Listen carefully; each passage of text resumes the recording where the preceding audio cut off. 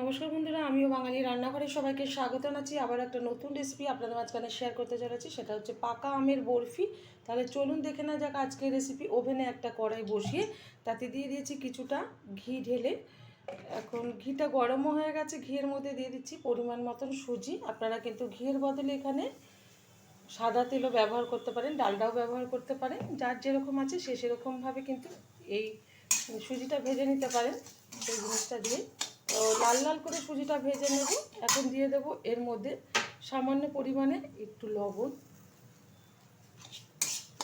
সুজিটা কিন্তু লাল লাল করেই ভাজতে হবে।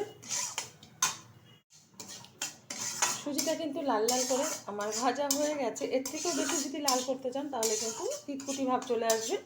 তো আমি এরকমভাবেই একটু ভেজে নিয়েছি। এখন দিয়ে দেবো এর মধ্যে 500 গ্রাম লিকুইড দুধ, আগে থেকে জ্বালিয়ে একটু ঘন করে নিয়েছি।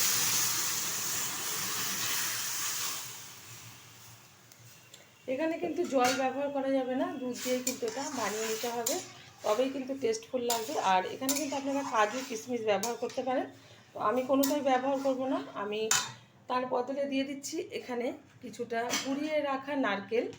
আপনারা নারকেলটা দিলেও কিন্তু ভীষণ ভালো লাগবে খেতে।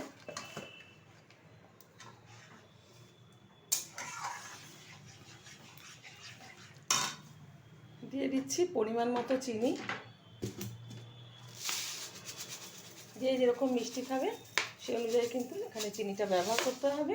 আমার এই রেসিপি যদি আপনাদের ভালো লেগে থাকে আপনারা অবশ্যই আমার চ্যানেলটিকে সাবস্ক্রাইব করবেন, লাইক করবেন, শেয়ার করবেন। আর এরকমভাবে নতুন স্টাইলে একবার পাকা আমের বরফি বানিয়ে খেয়ে দেখবেন, আশা করি ভীষণ ভীষণ ভালো লাগবে। যারা জানেন না অবশ্যই একবার ট্রাই করবেন। ফোটার অপেক্ষা। সুজিটা কিন্তু ফুটে উঠেছে। এখন দিয়ে দেবো এখানে আগে থেকে পেস্ট করে রাখা পাকা আম। পরিমাণ মতো কিন্তু ব্যবহার করতে হবে। আমটা কিন্তু ভীষণই মিষ্টি, তো ওই কারণে আমি বেশি চিনি ব্যবহার করিনি। আপনারা তবুও চেক করে একটু নেবেন যখন বানাবেন। এবার ভালোভাবে একটু এটা ফুটিয়ে শক্ত টাইপের করে নেব ডোটা। ভালোভাবে কিন্তু আমি একটু টাইট করে নিয়েছি এটা। এখন আমি এটা ওভেনটা বন্ধ করে একটা পাত্রে ঢেলে দেবো ঠান্ডা হওয়ার জন্য। তার জন্য একটা এখানে স্টিলের থালা নিয়েছি, যে ঘি মাখিয়ে নিয়েছি, এর উপরে আমি এটা ঢেলে দেবো। তারপরে কিন্তু ঠান্ডা হয়ে গেলে বরফি আকৃতির কেটে নেব।